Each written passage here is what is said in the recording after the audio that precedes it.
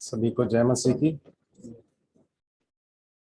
उम्मीद करता हूँ आप सभी प्रभु के अनुग्रह को अनुभव कर रहे हैं अपने अपने जीवन में। परमेश्वर ने बहुत ही अद्भुत रीति से हम सभी को पिछले दिनों में संभाला है। और हम जब प्रार्थनाओं में याद करते हैं तो हमारे भाई रोमन को भी प्रार्थना में स्मरण रखें। जिस उद्देश्य से आए हैं वो पूरा हो। प्रभु उनके कार्यों में आवश्यक अनुग्रह दे और प्रभु उनको अपने शांति से परिपूर्ण भी करे। इस विषय को भी अपने प्रार्थनाओं में स्मरण रखें। आज जिस विषय को हम देखने जा रहे हैं वो है कलीसियाई सहभागिता का महत्व। कलीसियाई सहभागिता का महत्व। यदि आप लिख रहे हैं और मैं उम्मीद करता हूं कि आप लिखेंगे,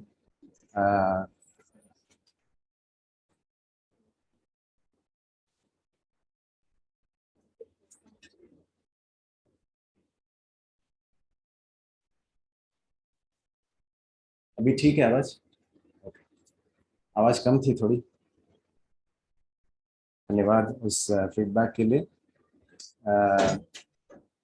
कलीसियाई सहभागिता का महत्व, the importance of assembly fellowship और चर्च फेलोशिप। यदि लिख रहे हैं तो क्या लिखें। ये सारी चीजें जो हम सीखते हैं ये इस उद्देश्य के साथ हैं कि हम अपने जीवन में लागू करें और हमारे जीवन प्रभु के लिए काम आए।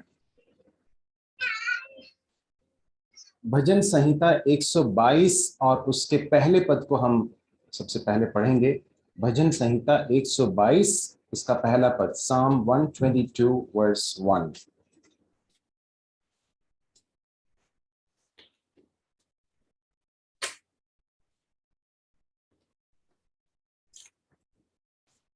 जब लोगों ने मुझसे कहा, आओ हम यहोवा के भवन को चलें, तब मैं आनंदित हुआ। ये दाऊद का एक गीत है, एक भजन है, और वो इस तरह से कहता है कि जब लोगों ने मुझसे कहा आओ हम यहोवा के भवन को चलें, तब मैं आनंदित हुआ। अनिल कांत का एक गीत है, बहुत सुंदर गीत है। मैं खुश हुआ जब वो मुझसे कहने लगे आ खुदा के घर चलें, आ खुदा के घर चलें। ये हर एक उद्धार पाए हुए विश्वासी के हृदय के अंदर होने वाली एक हलचल है जब वो संगति के लिए या कलीसियाई सहभागिता के लिए जाता है। अपने सह विश्वासियों के साथ मिलने का ये जो समय है, ये हर विश्वासी को बहुत ही रोमांच से भर देना चाहिए। दाऊद कहता है कि जब लोगों ने मुझसे कहा आओ हम यहोवा के भवन को चलें, तब मैं आनंदित हुआ। हम कलीसिया सहभागिता की महत्व को देखने जा रहे हैं, उसके विषय में अध्ययन करेंगे। परंतु इससे पहले कि हम उसमें जाएं, मैं आपसे पूछना चाहता हूं कि कलीसियाई सहभागिता के बारे में सोचते समय या जब हम मीटिंग में जाने के विषय में, कलीसिया की सभाओं में जाने के विषय में सोचते हैं, तो सबसे पहली बात जो हमारे अंदर आती है वो क्या है? दाऊद कहता है कि मुझे क्या हुआ? मैं बहुत ही आनंदित हुआ। I was glad. यदि हम वास्तव में परमेश्वर के लोगों से प्रेम करेंगे तो फिर ये बहुत ही एक स्वाभाविक प्रत्युत्तर होगा, बहुत ही नेचुरल रिस्पॉन्स होगा कि परमेश्वर के लोगों के साथ सहभागिता करना, अपने सह विश्वासियों के साथ कलीसियाई सहभागिता करना हमारे लिए बोझिल नहीं होगा, परंतु हमारे लिए बहुत ही आनंद की एक बात होगी। तो हम इस विषय को कुछ सब टॉपिक्स या फिर कुछ ऐसे शीर्षकों के आधार पर देखेंगे ताकि हम क्रमबद्ध तरीके से इसका अध्ययन कर सकें। सबसे पहली बात कि क्यों कलीसियाई सहभागिता महत्वपूर्ण है। कलीसियाई सहभागिता क्यों महत्वपूर्ण है? आपको क्या लगता है? मैं परमेश्वर के वचन से मैंने जो तैयार किया मैं आपके साथ जरूर बांटूंगा, परंतु आप बताएं क्यों क्यों महत्वपूर्ण है। भाई बता सकते हैं, बहन लोग बता सकते हैं।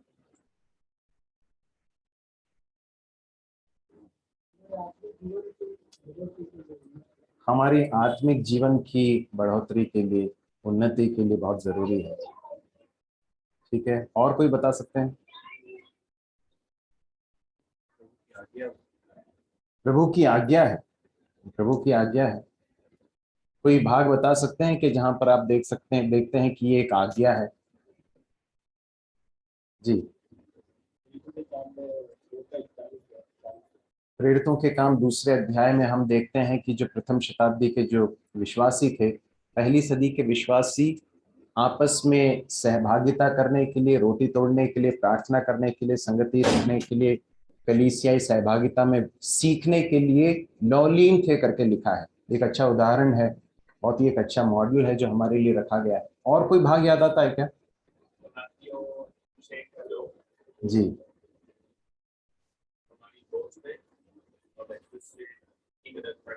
जी, धन्यवाद जिमी भाई। गलातियों 6:2 में हम इस बात को देखते हैं कि कलीसियाई सहभागिता वो स्थान है जहां पर हम एक दूसरे के बोझ को उठाते हैं, शेयर करते हैं। ठीक है, और कोई भाग याद आता है?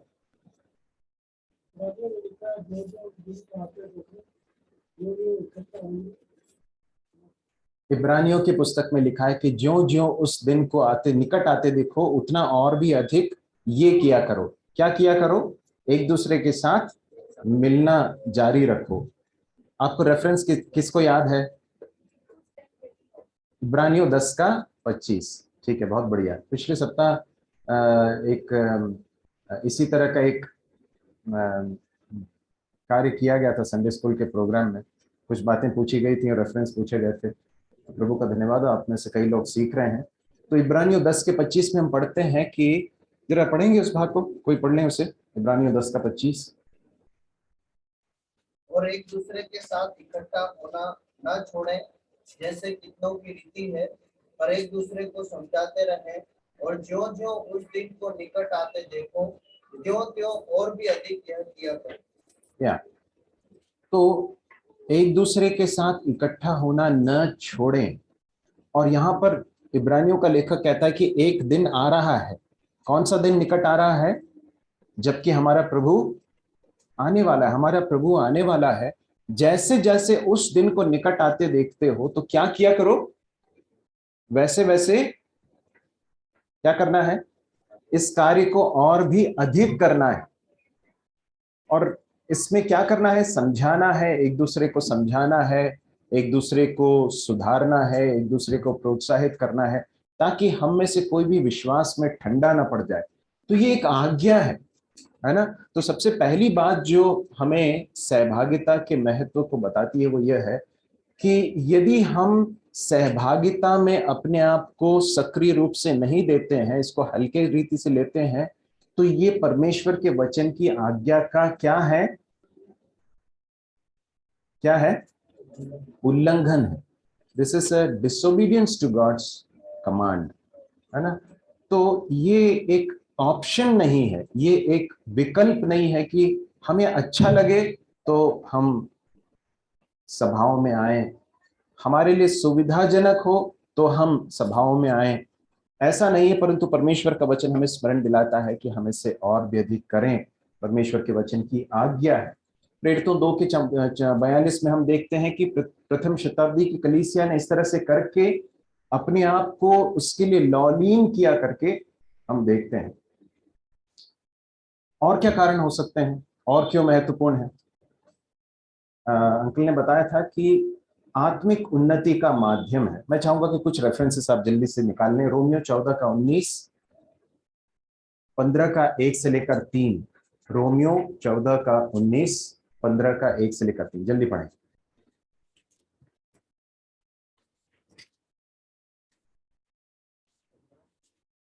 14वां अध्याय, उसका 19वां पद। हम उन बातों में लगे रहें जिनमें मेल मिलाप और एक दूसरे का सुधार हो। हम उन बातों में लगे रहें जिनसे मेल मिलाप और एक दूसरे का क्या होता है? सुधार होता है।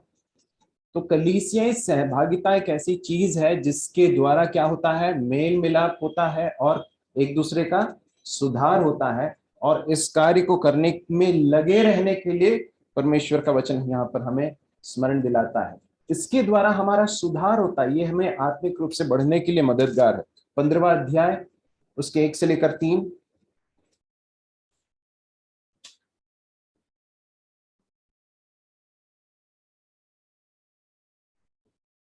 रोमियो 15 का 1 से लेकर 3।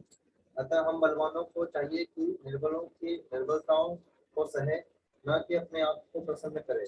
हम में से हर एक अपने पड़ोसी को अपनी उसकी भलाई के लिए प्रसन्न करे कि उसको उन्नति हो, क्योंकि मसीह ने अपने आप को प्रसन्न नहीं किया, पर जैसा लिखा है, तेरे निंदकों की निंदा मुझ पर आ पड़ी।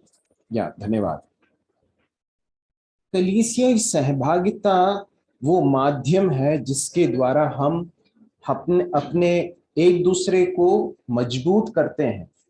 हमारे बीच में जो निर्बल हैं उनको बलवंत होने के लिए, और जो बलवंत है उन्हें निर्बलों को सहायता करने के लिए जो सबसे उत्तम माध्यम है वो कलीसियाई सहभागिता है।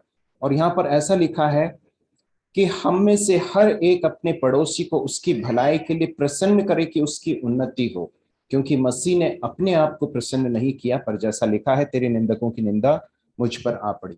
तो देखिए, कलीसियाई सहभागिता इसलिए बहुत महत्वपूर्ण है क्योंकि इसके द्वारा हम एक दूसरे को बिल्डअप करते हैं, एक दूसरे को क्या करते हैं, निर्माण करते हैं।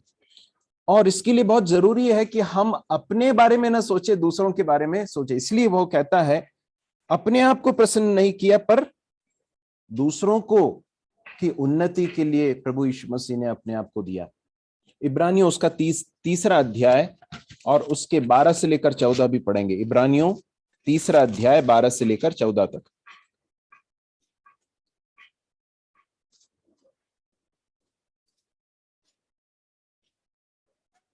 हे भाइयों, चौकस रहो कि तुम में ऐसा बुरा और अविश्वासी मन न हो जो तुम्हें जीवते परमेश्वर से दूर हटा ले जाए।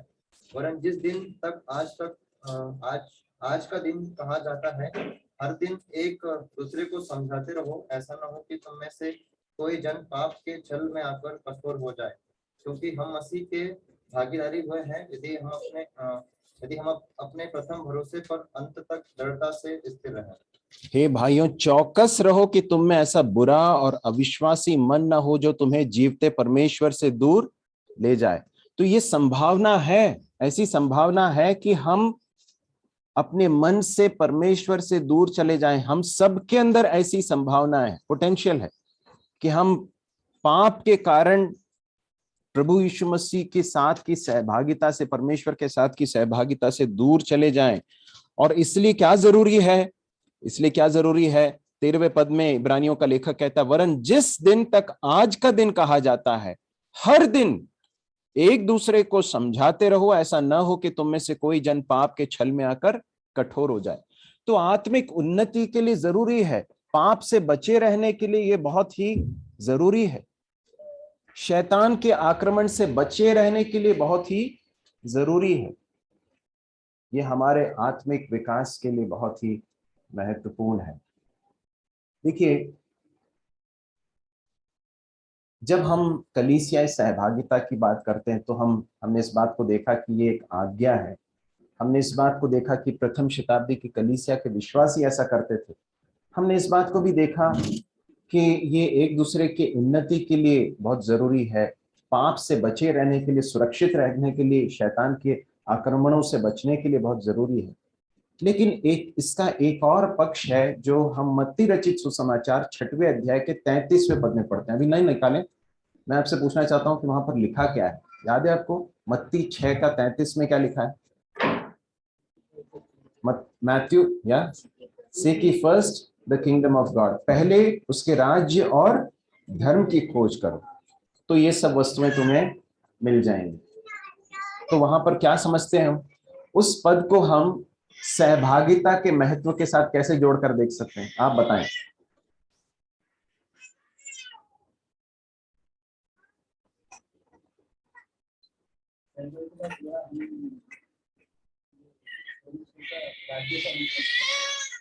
ओके,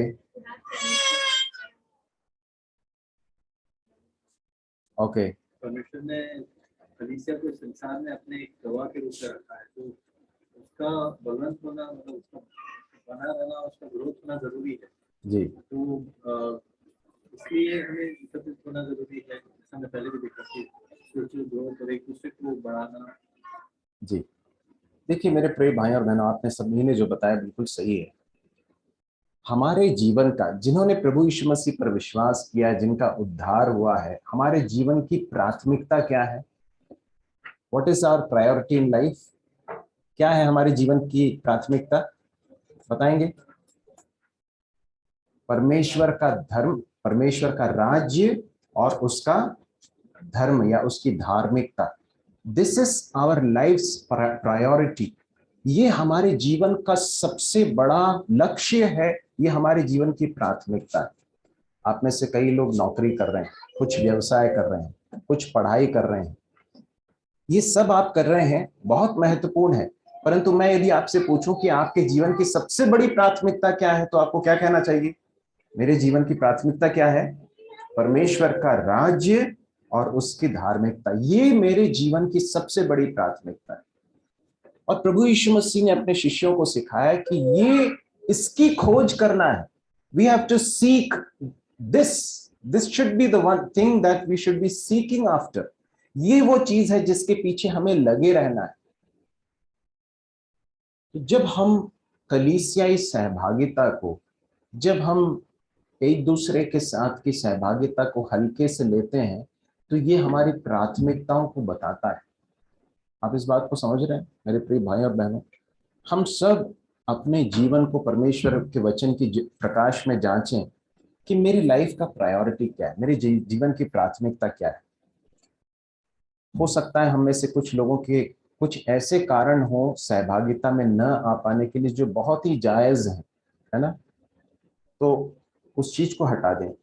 परंतु यदि हमारे जीवन में हमने कलीसियाई सहभागिता को प्राथमिकता नहीं दी है जैसा कि देना चाहिए, तो ये आज मैं आपको परमेश्वर के वचन के आधार पर स्मरण दिलाना चाहता हूं कि आप अपने प्रायोरिटीज को इवैल्यूएट करें, मूल्यांकन करें कि आप किस चीज के लिए अपने समय को व्यतीत कर रहे हैं। क्या आपके लिए वो चीजें महत्वपूर्ण है जो परमेश्वर के लिए महत्वपूर्ण है? देखिए, ये परमेश्वर के वचन की शिक्षा है। कलीसिया सहभागिता इसलिए जरूरी नहीं है क्योंकि कलीसिया है इसलिए कलीसिया को मिलना चाहिए। कलीसिया सहभागिता इसलिए नहीं जरूरी है क्योंकि हमारी तादाद बढ़ना जरूरी है ताकि हम दूसरों को दिखा सकें कि हमारे बीच में इतने सारे लोग आते हैं। ये सब नहीं है उसका रीजन। कलीसियाई सहभागिता इसलिए महत्वपूर्ण है क्योंकि ये परमेश्वर की आज्ञा है, ये वचन की शिक्षा है। इसलिए महत्वपूर्ण है क्योंकि ये हमारी आत्मिक उन्नति और सुरक्षा के लिए जरूरी है। ये हमारे जीवन की सबसे बड़ी प्राथमिकता है। प्रभु हमारी सहायता करे कि हम अपने जीवन को जांचें। मेरे प्रिय भाई और बहनों, यदि हमारे जीवन में इस क्षेत्र में हम विफल हुए हैं तो आज ये समय है कि प्रभु के सामने ईमानदारी के साथ हम अपने जीवन की प्राथमिकताओं को जरा टटोलें कि हम किस चीज के लिए अपने जीवन को दे रहे हैं। कलीसियाई उन्नति के लिए के बारे में अंकल ने बताया था।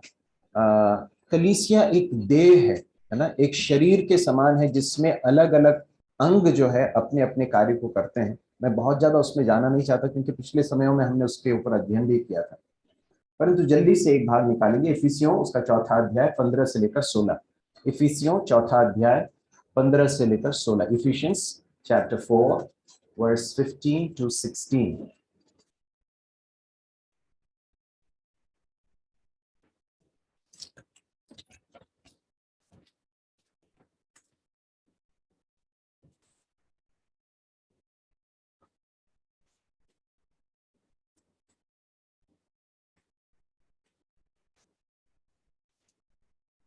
But speaking the truth in love may grow up into him in all things, which is the head, even Christ, from whom the whole body fitly joined together and compacted by that which every joint supplies, according to the effectual working in the measure of every part, make it increase of the body unto the edifying of itself in love. धन्यवाद भाई। क्या पढ़ते हैं वहां पर? इस तरह से लिखा है कि वरन प्रेम में सच्चाई से चलते हुए सब बातों में उसमें जो सिर है अर्थात मसीह में बढ़ते जाएं। सिर मसीह है और कलीसिया देह है, हम सब उसके अंग हैं, शरीर के अंग हैं। और जब हर एक अंग ठीक ठीक कार्य करता, देखिए उसके अंतिम भाग में इस तरह से लिखा है, उस प्रभाव के अनुसार जो हर एक अंग के ठीक ठीक कार्य करने के द्वारा उसमें होता है, अपने आप को बढ़ाती है कि वह प्रेम में उन्नति करती जाए। बहुत ही महत्वपूर्ण है कि हर अंग अपने कार्य को करे। जब ऐसा करती है, हर एक अंग अपने अपने फंक्शन को करते हैं, तो क्या होता है? कलीसियाई उन्नति होती है, देह की उन्नति होती है। लेकिन यहाँ पर एक और बात मैं आपको आगाह करना चाहता हूँ परमेश्वर के वचन से, और अपने अनुभव से भी मैं आपको बताना चाहता हूँ। यदि हम ये सोचें कि मैं अपने कार्य को नहीं करूंगा, तो क्या आपको ये लगता है कि परमेश्वर का काम नहीं होगा? ऐसा होगा क्या? परमेश्वर अपने काम को किसी और से करा लेगा, लेकिन जो प्रतिफल मुझे मिलना है वो मुझे नहीं मिलेगा। हम इसको बहुत गंभीरता से लें। परमेश्वर के कलीसिया जो शरीर है, इसमें जो हमारे फंक्शंस हैं, इसको नहीं करने से नुकसान हमारा है। इस बात को याद रखिए, नुकसान मेरा है। शरीर के ऊपर प्रभाव पड़ेगा, लेकिन प्रभु अपनी कलीसिया को संभालेगा। प्रभु अपने अपने कार्यों को करने के लिए किसी और को उठा लेगा। यदि एक अंग काम नहीं करेगा तो प्रभु किसी और को उठा के उस कार्य को करने के लिए उठा देगा, लेकिन जो प्रतिफल मुझे और आपको मिलना चाहिए वो नहीं हो पाएगा। इसलिए हमें बहुत ही गंभीरता से अपने कलीसियाई सहभागिता और सक्रियता को समझने की जरूरत है। बहुत ही कुछ प्रैक्टिकल या व्यावहारिक कुछ बातों को मैं बताना चाहता हूँ। कलीसियाई सभाओं से हम कैसे सर्वाधिक लाभ प्राप्त कर सकते हैं? How can we make the most out of our assembly meetings? कलीसियाई सभाओं से हम सर्वाधिक लाभ कैसे प्राप्त कर सकते हैं?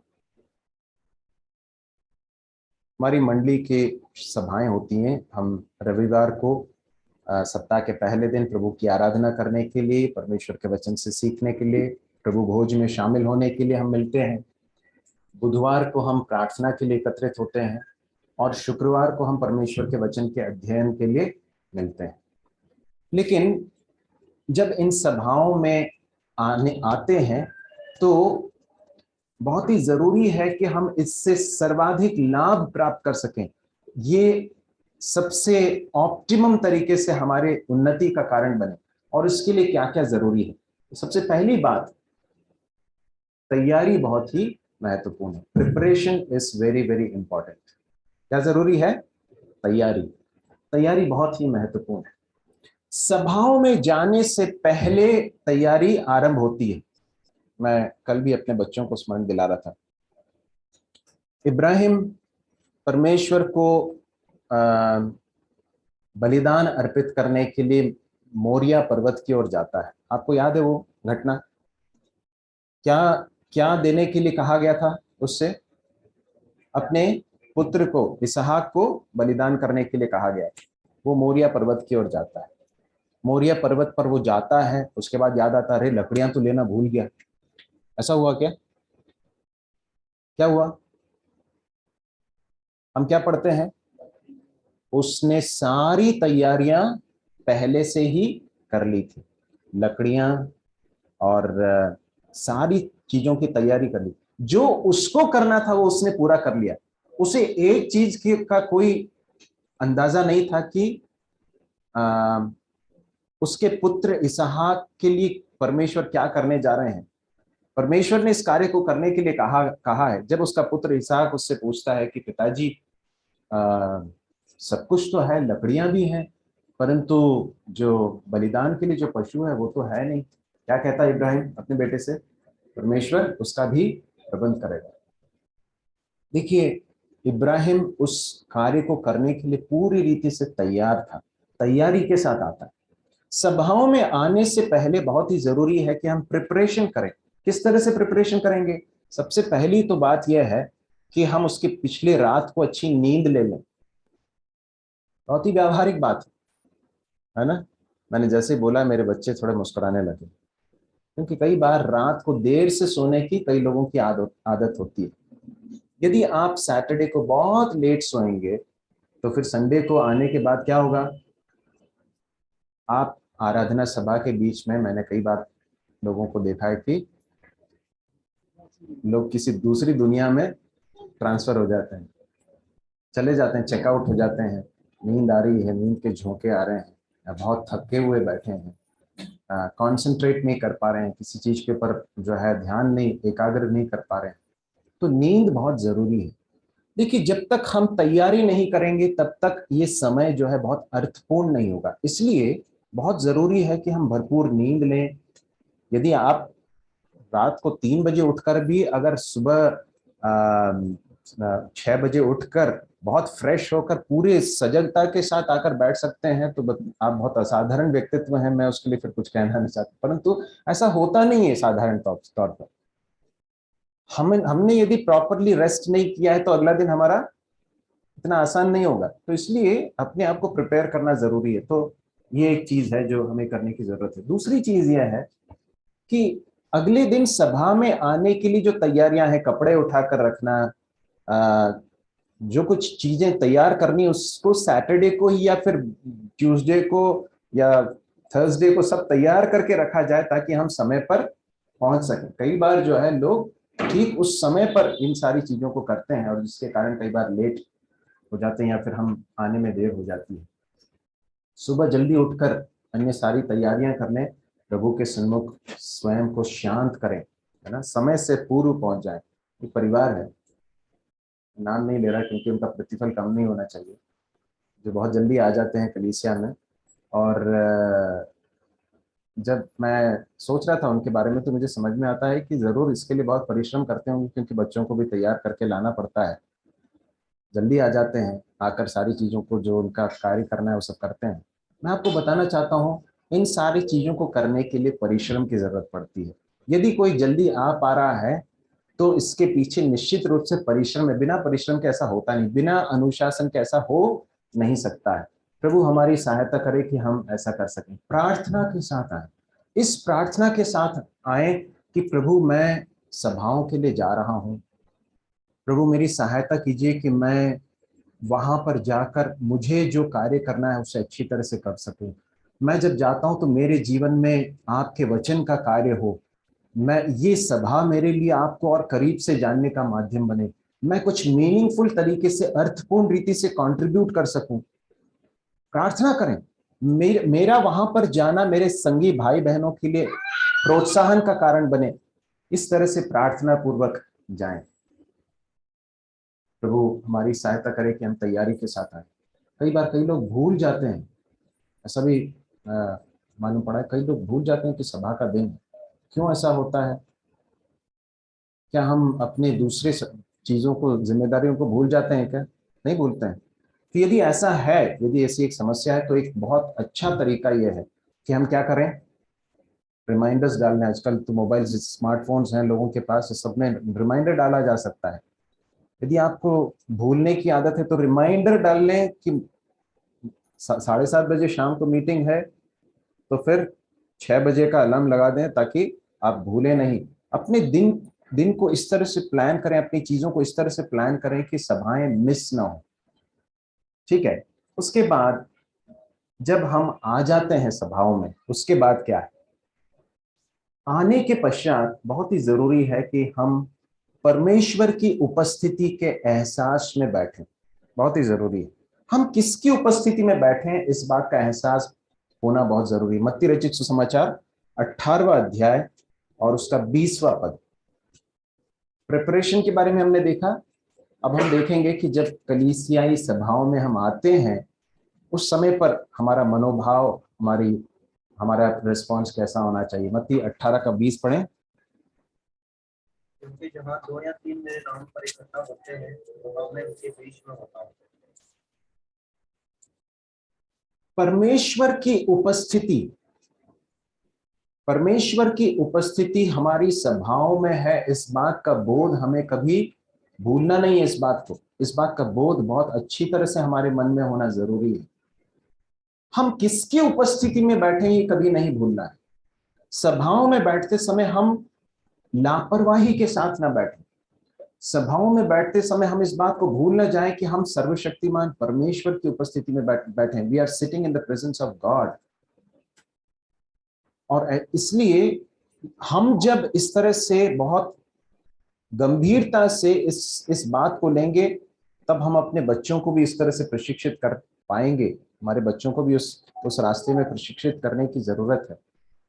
हो सकता है कि बहुत धीरे धीरे करके हो, ऐसा अचानक नहीं होता है, परंतु परमेश्वर के अनुग्रह से अपने बच्चों को प्रशिक्षित करते हुए सिखाने की जरूरत है कि देखो हम किसकी उपस्थिति में, कलीसियाई सभाओं में आकर हम जब गंभीरता के साथ बैठते हैं, भक्ति के साथ बैठते हैं, तो ऐसा क्यों करते हैं? क्यों करते हैं? क्योंकि हम परमेश्वर की उपस्थिति में बैठे, किसी मनुष्य की उपस्थिति में नहीं बैठे।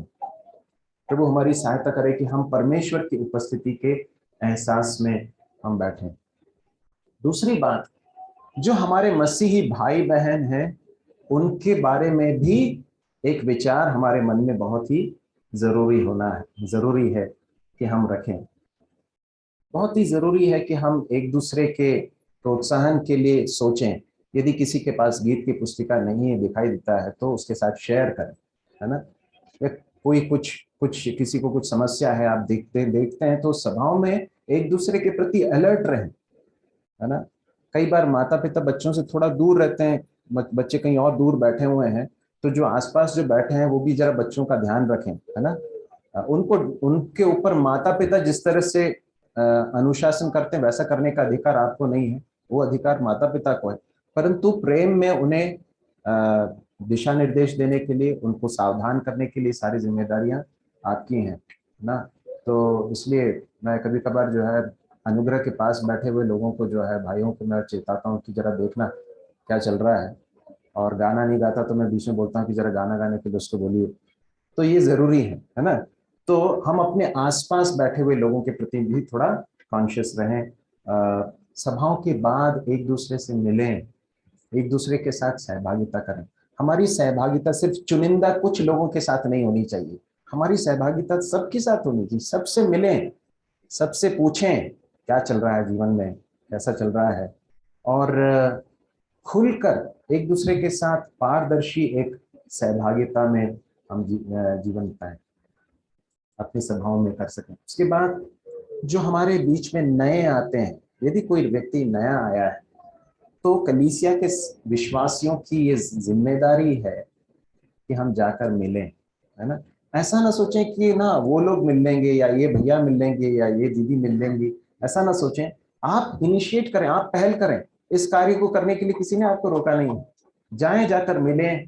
भाई आप कहाँ से आए, कहाँ से हैं, आप क्या करते हैं, प्रोत्साहित करें, अगली सभाओं में आने के लिए प्रोत्साहित करें। इसी तरह से कलीसियाई सहभागिता जो है वो बहुत ही अर्थपूर्ण होती है। एक भाग और निकालेंगे, यूहन्ना रचित सुसमाचार 13वां अध्याय, उसके 35वें पद को पढ़ेंगे। John chapter 13 verse 35। यदि आपस में प्रेम रखोगे तो इसी से सब जानेंगे कि तुम मेरे चेले हो। हमारी आपस में जो सहभागिता है, उसे देखकर लोग मतलब कौन? संसार के लोग इस बात को जानेंगे कि हम किसके चेले हैं? प्रभु यीशु मसीह के चेले हैं। तो हमारी सहभागिता इस गुणवत्ता की होनी चाहिए, इस इतनी गहरी होनी चाहिए कि इसके द्वारा संसार में जो अन्य जाति हैं, जो लोग प्रभु को नहीं जानते हैं, उनके ऊपर इस तरह का प्रभाव पड़े कि वो इस बात को जान सकें कि ये यीशु मसीह के चेले हैं, इसलिए एक दूसरे से इतना प्रेम करते हैं। ठीक है, तो हमने कलीसियाई सभाओं से सर्वाधिक लाभ कैसे प्राप्त कर सकते हैं, इसमें दो बातें देखी। क्या क्या बातें देखी बताएंगे? तैयारी बहुत ही महत्वपूर्ण है। दूसरा, कलीसियाई सभाओं में आने के पश्चात हमें किस तरह से प्रत्युत्तर देना है, किस तरह से हमारा प्रत्युत्तर होना चाहिए। अगली बात, कलीसियाई सभाओं में नियमित रूप से शामिल हो, सक्रिय रूप से शामिल हो। कलीसियाई सभाओं में सक्रिय रूप से और नियमित रूप से शामिल हो। किसी व्यक्ति ने इस तरह से कहा, the more you go the more you grow. आप जितना जाएंगे उतना अधिक बढ़ेंगे। जितना कलीसियाई सभाओं में आप शामिल होंगे उतनी ही आपकी उन्नति होगी। ये जो शारीरिक अभ्यास करते हैं, हम एक्सरसाइज करते हैं, उसी के समान है। जितना हम एक्सरसाइज करेंगे उतना हमारे मांसपेशियां जो हैं, हमारे मसल्स जो हैं, वो और स्ट्रेंथन होते हैं, मजबूत होते हैं। और आत्मिक रूप से मजबूत होने के लिए बहुत जरूरी है कि हम अपने आत्मिक अभ्यास को जो है वो भी निरंतर रूप से करें। एक भाग निकालें, पहला तिमोथियुस 4 अध्याय 7 और 8। पहला तिमोथियुस 4 का 7 और 8।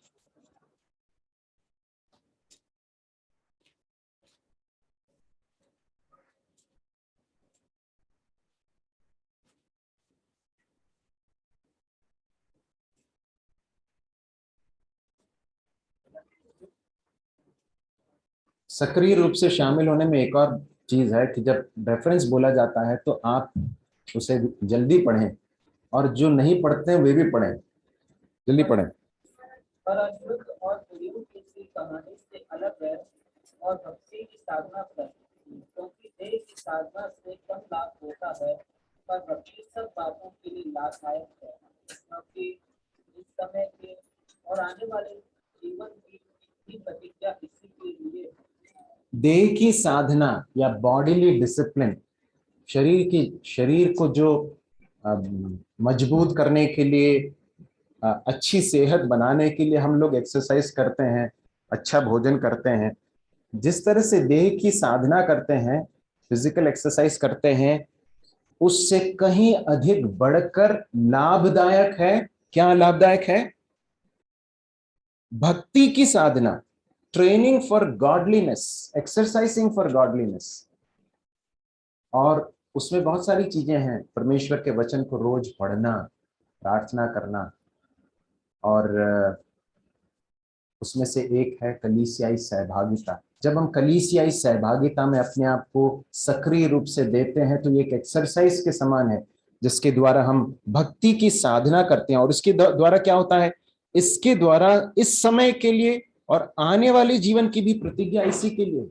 ये जो है हमें इस संसार में एक अच्छे भक्ति का जीवन जीने के लिए हमें ट्रेन अप करता है, लेकिन साथ साथ में ये हमारे आने वाले अनंतता को भी प्रभावित करता है।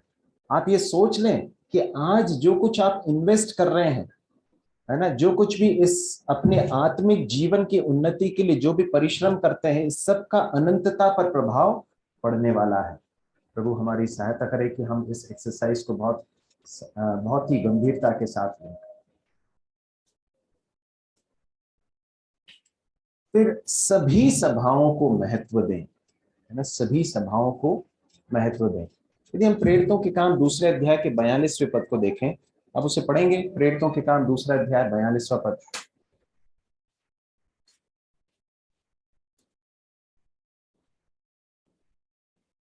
और वे प्रेरितों से शिक्षा पाने और संगति रखने और रोटी तोड़ने और प्रार्थना करने में लगे रहते। या तो वहां पर 4 बातें बताई गई हैं। क्या क्या बातें हैं बताएंगे?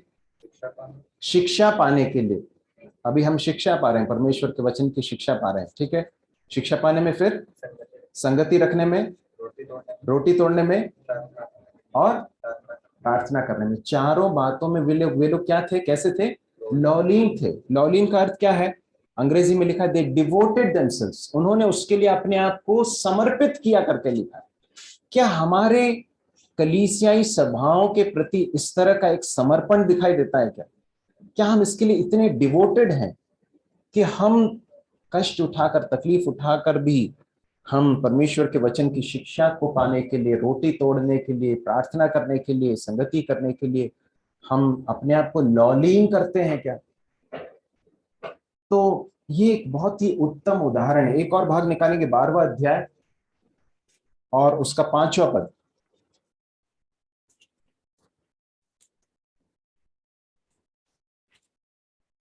बंदीगृह में पतरस बंद था, परंतु कलीसिया उसके लिए लौ लगाकर परमेश्वर से प्रार्थना कर रही थी। बंदीगृह में पतरस बंद था, परंतु कलीसिया क्या कर रही थी? लौ लगाकर प्रार्थना कर रही थी। प्रेरितों के काम ही उसके 4 अध्याय उसके 23 से लेकर अगर आगे पढ़ें तो हम देखते हैं कि जो प्रेरित थे वे, उनको धमकाया गया कि तुम यीशु मसीह के नाम से कुछ नहीं कहोगे आगे।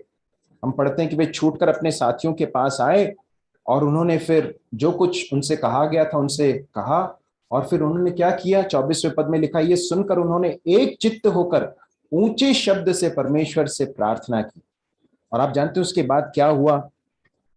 लिखा है उसके 31वें पद में, जब वे प्रार्थना कर चुके तो वह स्थान जहां वे इकट्ठे थे हिल गया और वे सब पवित्र आत्मा से परिपूर्ण हो गए और परमेश्वर का वचन हियाव से सुनाने लगे।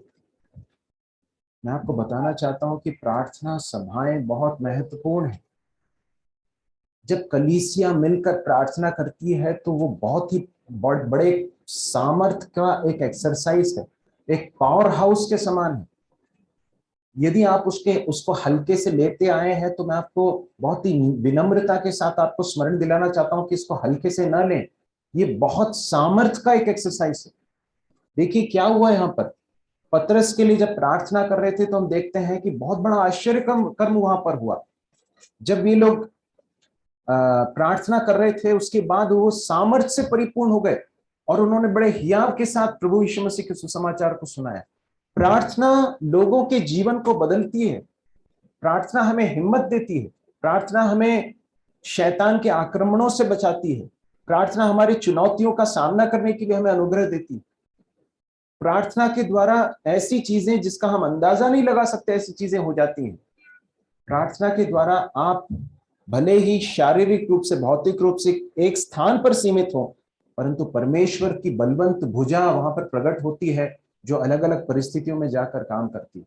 इसलिए सभी सभाओं को महत्व दें। याकूब की पत्री 5वें अध्याय उसके 16वें पद में हम पढ़ते हैं कि धर्मी जन के प्रार्थना के प्रभाव से बहुत कुछ हो सकता है। क्या आप विश्वास करते हैं कि आपकी प्रार्थना के द्वारा बहुत कुछ हो सकता है? यदि हम विश्वास करते हैं कि मेरी प्रार्थनाएं बहुत महत्वपूर्ण है तो मुझे क्या करना चाहिए? मुझे कलीसियाई सभाओं में प्रार्थना के लिए अपने आप को लौलीन करने की जरूरत है, क्योंकि मैं जब इस कार्य को करूंगा तो उसके द्वारा बहुत बड़ा एक कार्य होने वाला है। ये एक बहुत बड़ा मिनिस्ट्री है, ये एक बहुत बड़ी सेवकाई है। मैं ऐसे कुछ लोगों को जानता हूं जो शारीरिक रूप से लकवाग्रस्त हैं, अपने शारीरिक रूप से एक स्थान पर सीमित है, परंतु जो प्रार्थना की इस सेवकाई में बहुत आयत से यूज हो रहे हैं, उनके उसके कारण अनेक लोगों के जीवन पर प्रभाव पड़ा है। एक मैथ्यू पॉल करके प्रभु के एक दास केरल में है, कभी समय निकालकर इनके द्वारा लिखे गए पुस्तकों को आप पढ़ना। वे अपने प्रार्थना जीवन के बारे में बहुत सारी बातें बताते हैं। परमेश्वर ने उनके प्रार्थनाओं के द्वारा बड़े बड़े कार्य किए, लोगों के जीवन में परिवर्तन आए, लोग उद्धार के अनुभव में आए, लोग जो दुष्टात्माओं के वश में थे वे छुड़ा लिए गए, बहुत बड़े काम हुए। वे एक स्थान पर सीमित है, व्हील चेयर पर है, परंतु परमेश्वर ने उनके जीवन को प्रार्थना के द्वारा बहुत लोगों के लिए एक आशीष का कारण बनाया है। प्रभु हमारी सहायता करे कि हम इस बात को गंभीरता से लें। प्रार्थना उन्हें जो प्रलोभन में से होकर जा रहे हैं सामर्थ्य देती है कि वो उस पर विजय पा सकें। मत्ती 26 उसका 41वां पद पढ़ेंगे, मैथ्यू 26 वर्स 41।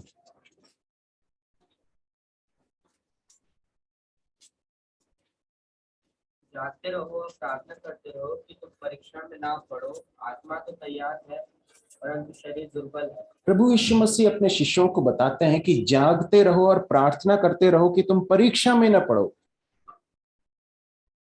आत्मा तो तैयार है पर शरीर दुर्बल है, और इस शारीरिक दुर्बलता के ऊपर विजय पाने के लिए जो आत्मिक सामर्थ्य मिलती है वो कहां से मिलती है? प्रार्थना के द्वारा मिलती है। हमारी व्यक्तिगत प्रार्थनाएं बहुत महत्वपूर्ण है, लेकिन साथ साथ में कलीसियाई सहभागिता में जब हम प्रार्थना करते हैं ये बहुत ही सामर्थ्य का एक कार्य है। इफिसियों 6वां अध्याय उसके 18 से लेकर 20 तक भी पढ़ें। Ephesians chapter 6 verse 18 to 20। हर समय और हर प्रकार से आत्मा में प्रार्थना और विनती करते रहो, इसलिए जानते रहो कि सब पवित्र लोगों के लिए लगातार विनती किया करो और मेरे लिए भी कि मुझे बोलने के समय ऐसा प्रबल वचन दिया जाए कि मैं साहस के साथ सुसमाचार का भेद बता सकूं। हर समय हर प्रकार से आत्मा में प्रार्थना और विनती करते रहो और इसलिए जागते रहो कि सब पवित्र लोगों के लिए लगातार विनती किया करो और मेरे लिए भी अब पौलुस क्या कह रहा है, मेरे लिए प्रार्थना करो कि मुझे बोलने के समय प्रबल वचन दिया जाए कि मैं साहस के साथ सुसमाचार का भेद बता सकूं। तो आप जब प्रार्थना करते हैं, जब कलीसिया मिलकर प्रार्थना करती, प्रभु आपके दास लोग आपके सुसमाचार को सुना रहे हैं, आपके वचन को सिखाते हैं, आप उनको प्रबल वचन देना, तो क्या होता है आप जानते हैं, आपकी उस प्रार्थना के फलस्वरूप क्या होता है, वे परमेश्वर के अनुग्रह को अनुभव कर पाते, परमेश्वर की सामर्थ वो अनुभव कर पाते हैं, उनको प्रबल वचन दिया जाता है, लोगों के जीवन बदलते हैं। तो फिर उस व्यक्ति की उस सेवकाई में आपका एक योगदान हुआ कि नहीं हुआ? आप समझ रहे हैं इस बात को? कितने सारे प्रभु के दास लोग हैं, प्रभु के लोग हैं जो सुसमाचार सुना रहे हैं, प्रभु के वचन की शिक्षा दे रहे हैं, क्या आपने समय निकालकर उनके लिए प्रार्थना की? जब आप ऐसा करते हैं, आप याद रखिए कि उनके प्रतिफल का एक भाग आपको भी मिलेगा जब आप परमेश्वर के सम्मुख पहुंचेंगे, because you supported them in prayer. मूसा का हाथ जब थक रहा था तो 2 लोगों ने मिलकर उसके हाथ को उठाकर रखा, लिखा है ना। हम जब प्रार्थना करते हैं तो एक तरह से जो प्रभु के कार्य को कर रहे हैं, उनके हाथों को पकड़ कर रखने का एक कार्य जैसा है। प्रभु हमारी सहायता करे। तो हमने आज जो चीजें देखी, जल्दी से हम उसे रिपीट करेंगे और उसके साथ हम समाप्त करेंगे। हमने कलीसियाई सहभागिता के महत्व के बारे में देखा। हमने देखा कि ये एक आज्ञा है, ये एक विकल्प नहीं है ना। ये हमारे आत्मिक उन्नति का माध्यम है, इस बात को हमने देखा। हमने देखा कि प्रथम शताब्दी की कलीसिया में हमें इसके लिए एक मॉडल दिया गया है, और हम इस बात को देखा कि पाप से और शैतान से बचने के लिए हमारे लिए बहुत महत्वपूर्ण है। ये हमारे आत्मिक प्राथमिकता का एक दर्पण है। ये बताता है कि हमारे जीवन की प्राथमिकता क्या है, और इसके द्वारा हम कलीसिया की उन्नति कर पाते हैं। और उसके बाद फिर हमने देखा था कि किस तरह से हम सभाओं से सर्वाधिक लाभ प्राप्त कर सकते हैं। पहले हमने देखा तैयारी का महत्व, तैयारी के साथ आना, और उसके बाद जब हम कलीसियाई सभाओं में आते हैं तो हमारा प्रत्युत्तर कैसे होना चाहिए, और उसके बाद हमने देखा कि नियमित रूप से हम जाएं, सक्रिय रूप से हम शामिल हों, नियमित रूप से आए और सक्रिय रूप से हम सभाओं में शामिल हों। एक भाग पढ़कर मैं चाहूंगा कि हम समाप्त करें। तीतुस की पत्री 2 अध्याय 7 और 8। तीतुस 2 अध्याय, Titus chapter 2 verse 7 and verse 8।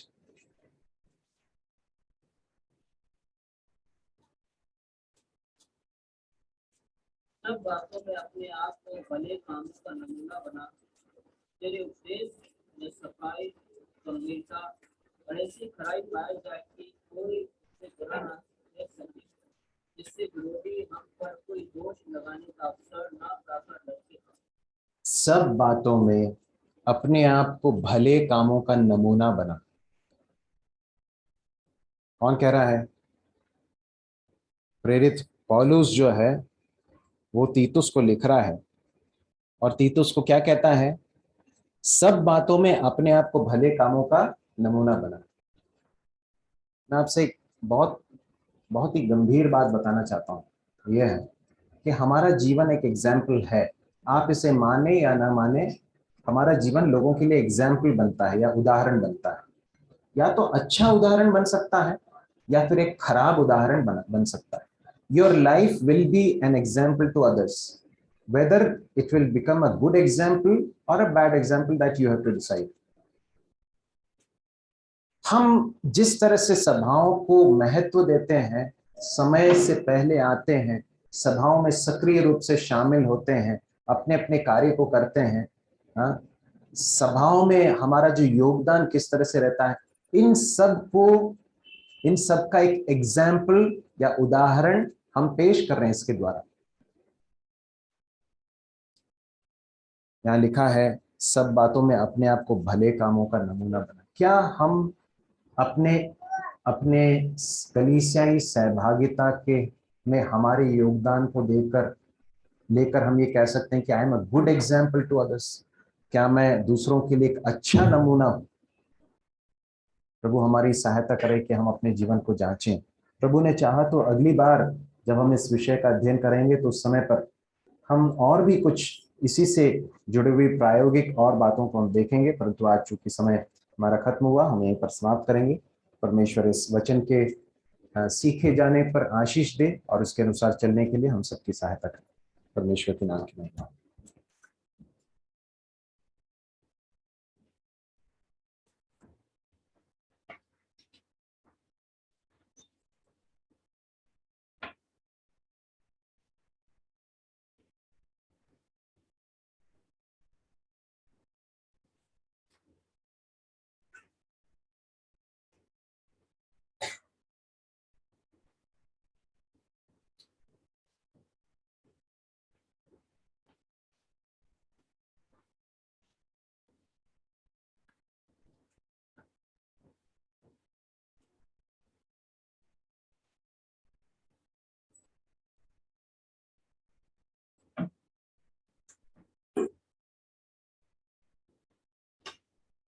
हमारे महान और जीवित परमेश्वर पिता